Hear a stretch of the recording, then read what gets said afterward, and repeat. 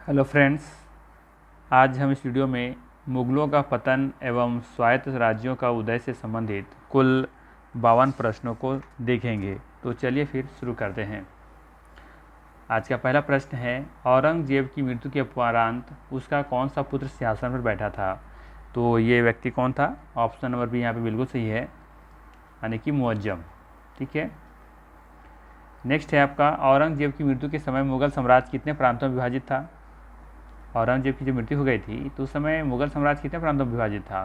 तो आप देखेंगे यहाँ पे कि 21 भागों में 21 प्रांतों में विभाजित हो गया था, यानी कि ऑप्शन नंबर सी यहाँ पे सही है। नेक्स्ट है, निम्नलिखित में से किस प्रवर्ती मुगल बादशाह ने शाहजहां द्वितीय की उपाधि धारण की थी? तो यहाँ पे देखेंगे कि शाहजहां द्वितीय की जो उपाधि धारण की थी वो व्यक्ति था Rafi ud Daula. Option number C यहाँ पे बिल्कुल सही हो जाएगा, 3 का सी। ठीक है। नेक्स्ट है आपका, राजा राम मोहन राय को राजा की उपाधि किस मुगल बादशाह ने दी थी?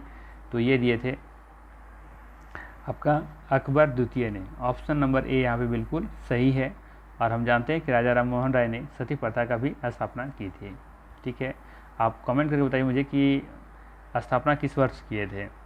नेक्स्ट है, जजाऊ का युद्ध किनके मध्य हुआ था? तो ये युद्ध हुआ था मोहम्मद आजम और मुअज्जम के बीच में, यानी कि ऑप्शन नंबर सी यहाँ पे सही है। नेक्स्ट है, जोशुआ केटलर के नेतृत्व में डच शिष्टमंडल किसके दरबार में आया था? तो ये आए थे बहादुर शाह प्रथम। ठीक है, इनके शासनकाल में आए थे। नेक्स्ट है, निम्नलिखित में से किस सम्राट की मृत्यु क्षय रोग से हुई थी? क्षय रोग से बताना है कि किस सम्राट की जो मृत्यु हुई थी वो क्षय रोग से हुई थी, यानी कि टीबी से। तो इसका जो सही आंसर है वो है आपका ऑप्शन नंबर बी, रफ़ी उद दरजात का, रफ़ी उद दरजात। नेक्स्ट है, ईरान के नेपोलियन की उपमा से किसे अभिहित किया जाता है? ईरान के नेपोलियन की उपमा से किसे अभिहित किया जाता है? तो ये किया जाता है नादिर शाह को, यानी कि ऑप्शन नंबर ए यहाँ पे बिल्कुल सही है। नेक्स्ट है आपका,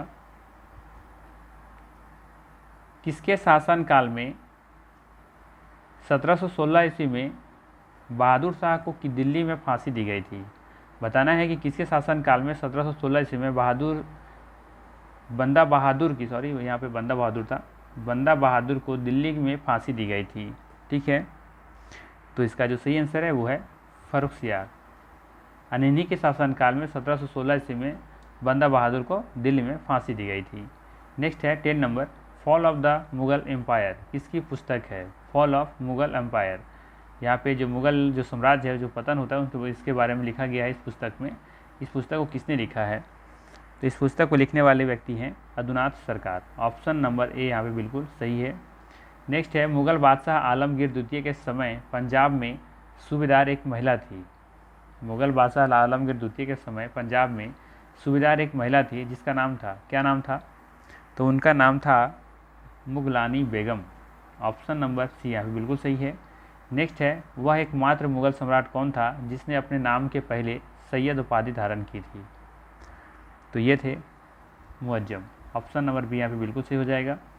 नेक्स्ट है, वह कौन सा प्रथम व अंतिम मुगल सम्राट था जिसने वास्तविक सत्ता का उपयोग किया था? वह कौन सा प्रथम व अंतिम मुगल सम्राट था जिसने वास्तविक सत्ता का उपयोग किया था? तो ये थे बहादुर शाह प्रथम। ऑप्शन नंबर बी यहाँ पे सही है। नेक्स्ट है, निम्नलिखित मुगल सम्राटों में से किसने सबसे कम समय तक शासन किया? सबसे कम समय तक शासन करने वाले कौन मुगल सम्राट था? तो ये थे रफ़ी उद दरजात। ऑप्शन नंबर बी यहाँ पे बिल्कुल सही है। नेक्स्ट है, सैयद बंधुओं के दमन में किस गुट ने मुख्य भूमिका निभाई? सैयद बंधुओं के दमन में किस गुट ने मुख्य भूमिका निभाई थी? तो ये निभाने वाले व्यक्ति थे ऑप्शन नंबर सी, यानी कि तुरानी दल। ऑप्शन नंबर सी यहाँ पे बिल्कुल सही है। नेक्स्ट है, निम्नलिखित में से किस मुगल शासक के समय मुगलों द्वारा सिक्का ढलान बंद हो गया? बताना है कि किसके शासन में मुगलों द्वारा सिक्का ढलान बंद हो गया? बहादुर शाह 1, आलमगीर 2, शाह आलम द्वितीय या फिर अकबर द्वितीय? तो इसका जो सही आंसर है वो है आपका ऑप्शन नंबर डी, यानी कि अकबर द्वितीय। ठीक है। चलिए आगे देखते हैं। 17 नंबर क्वेश्चन में है, जीज मोहम्मद शाही पुस्तक जो नक्षत्रों के ज्ञान से संबंधित है के लेखक कौन है? जोधपुर के जसवंत सिंह, आमेर के राजा भरमाल, या फिर जयपुर के सवाई जय सिंह, या फिर उदयपुर के महाराणा अमर सिंह? तो इसका सही आंसर क्या होगा? तो इसका जो सही आंसर है वो है आपका जयपुर के सवाई जयसी, यानी कि ऑप्शन नंबर सी यहाँ पे बिल्कुल सही हो जाएगा। नेक्स्ट है, निम्नलिखित में से किस मुगल सम्राट ने अंग्रेजों को बंगाल में शुल्क मुक्त व्यापार की सुविधा प्रदान की थी? तो इसका जो सही आंसर है वो आपका ऑप्शन नंबर डी यानी कि फर्रुखसियार होगा। ठीक है। नेक्स्ट है, अंतिम मुगल सम्राट बहादुर शाह द्वितीय के पिता का नाम क्या था? तो हम सभी को पता है क्या नाम था उनका, अकबर शाह द्वितीय। ऑप्शन नंबर यहाँ पे डी बिल्कुल सही हो जाएगा। नेक्स्ट है, निम्नलिखित में से किसके शासनकाल में बंगाल की सूबेदारी वंशानुगत हो गई? किसके शासनकाल में बताना था कि बंगाल की जो सूबेदारी है वो वंशानुगत हो गई थी, वंश के आधार पर हो गई थी? तो ये था मुर्शिद कुली खां। ऑप्शन नंबर ए यहाँ पे बिल्कुल सही है। नेक्स्ट है, कौन सा मुगल बादशाह रंगीला के नाम से जाना जाता था? कौन सा मुगल बादशाह था जो रंगीला के नाम से जाना जाता था? तो ये व्यक्ति थे मोहम्मद शाह। मोहम्मद शाह रंगीला के नाम से जाने जाते थे। नेक्स्ट है, निम्नलिखित में से कौन रूहेला सरदार अहमद शाह अब्दाली का विश्वास पात्र था? तो उस व्यक्ति का नाम था Najib Khan. Najib Khan, option number B यहाँ पे बिल्कुल सही है। नेक्स्ट है, केरल के राजा मार्तंड वर्मा के बारे में निम्नलिखित में से कौन सा कथन सही नहीं है? पूछ रहा है कौन सा कथन सही नहीं है, तो हम यहाँ पे देखते हैं कि कौन सा सही है। ठीक है, तो यहाँ पे देखेंगे कि उसने श्रवणकोर पर शासन किया, तो बिल्कुल सही है। उसने सामंतों का दमन किया था, ये भी बिल्कुल सही है। उसने मजबूत एवं आधुनिक सेना संगठित की थी, ये भी पॉइंट सही है। उसने शांति बनाए रखने के लिए यूरोपीय अधिकारियों को भारी रिश्वत दी थी, ये बात गलत है, यानी कि यहाँ पे ऑप्शन नंबर डी क्या हो जाएगा, सही हो जाएगा। ये कथन सही नहीं है, तो फिर सही यही होगा। नेक्स्ट है आपका 24 नंबर, मुर्शिद कुली खां मूलतः था एक क्या था वो, फारसी, ईरानी या फिर मुस्लिम था, या अफगानी था, या फिर दक्षिण भारतीय ब्राह्मण था? तो इसका बिल्कुल जो सही आंसर होगा वो कौन सा होगा, दक्षिण भारतीय ब्राह्मण था। ऑप्शन नंबर डी यहाँ पे बिल्कुल सही हो जाएगा। ठीक है, चलिए आगे देखते हैं 25 नंबर।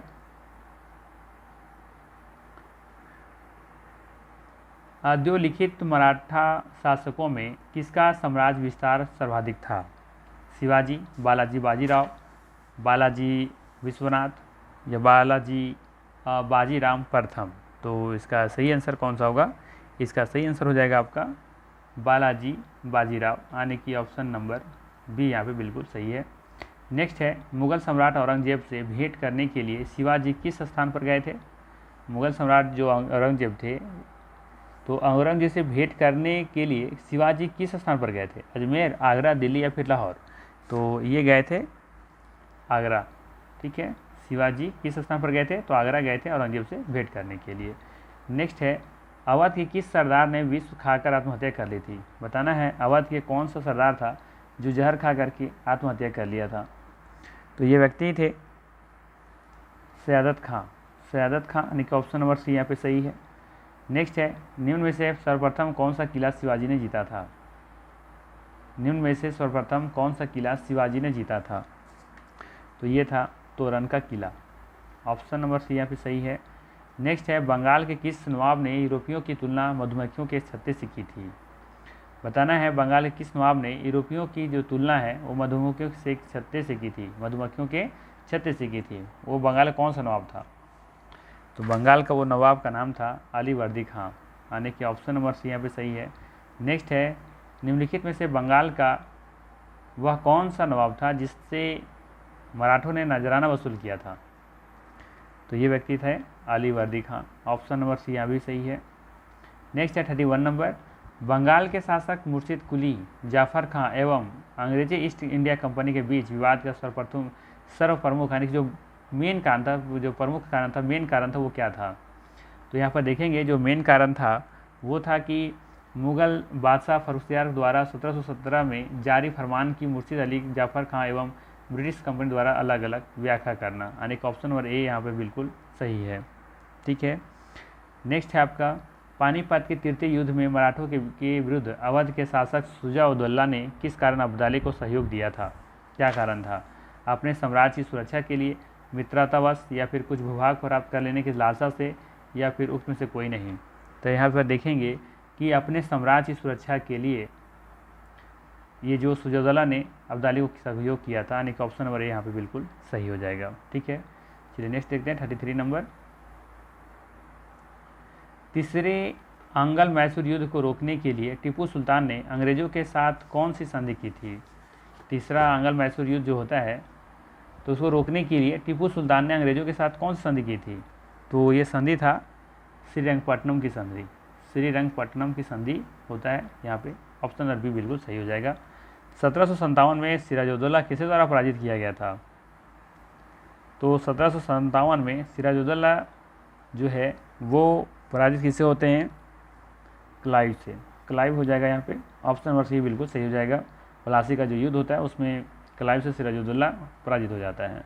नेक्स्ट है वाडियार के शासक कौन थे? तो वाडियार के जो शासक थे वो थे मैसूर रियायत। ऑप्शन नंबर यहाँ पे बिल्कुल सही है। वाडियार मैसूर रियायत के शासक थे। ठीक है। नेक्स्ट है किस युद्ध को तोपों का युद्ध कहते हैं? किस युद्ध को तोपों का युद्ध कहते हैं? तो ये था युद्ध का नाम गुजरात का युद्ध। गुजरात का युद्ध का जो युद्ध है वो गुजरात तोपों का युद्ध भी कहते हैं। नेक्स्ट है 37 नंबर, निम्नलिखित में से किस मुगल सम्राट का वास्तविक नाम अली गौहर था?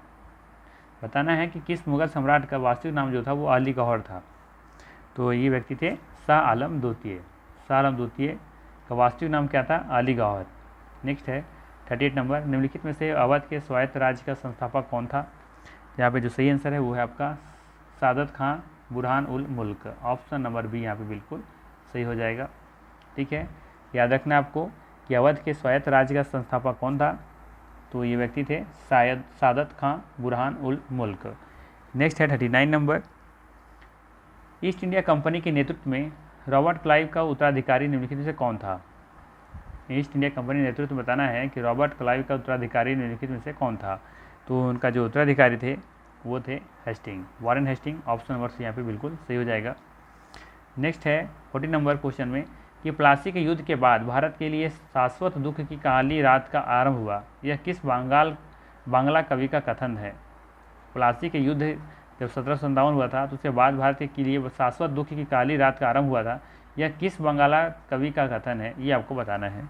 तो देखेंगे कि यहाँ पे नवीन चंद्र सेन ये बांग्ला कवि है, उसी में ये बातें की गई हैं, यानी ऑप्शन नंबर यहाँ पे बिल्कुल सही है। नेक्स्ट है निम्न में से किस ब्रिटिश जनरल ने हैदर अली को पोर्टोनोवा के युद्ध में पराजित किया था? तो यहाँ पे जो सही आंसर है वो होगा आपका ऑप्शन नंबर बी यानी सर आयरकुट। ठीक है, बी यहाँ पे सही है। नेक्स्ट है महाराजा रंजीत सिंह के उत्तराधिकारी थे, कौन थे? यहाँ पे देखेंगे जो सही आंसर है वो है आपका खड़क सिंह। ठीक है, 42 का हो जाएगा बी नंबर। चलिए नेक्स्ट देखते हैं फिर 43 नंबर। 43 नंबर में है बंगाल में कंपनी के अधिकारियों द्वारा दस्तकों के दुरुपयोग करने के कारण किस नवाब से उसके संबंध बिगड़ गए? बंगाल में कंपनियों के अधिकारियों द्वारा फिर से सुन लीजिए, बंगाल में कंपनी के अधिकारियों द्वारा दस्तकों के दुरुपयोग करने के कारण किस नवाब से उनके संबंध बिगड़ गए थे? तो ये थे मीर कासिम।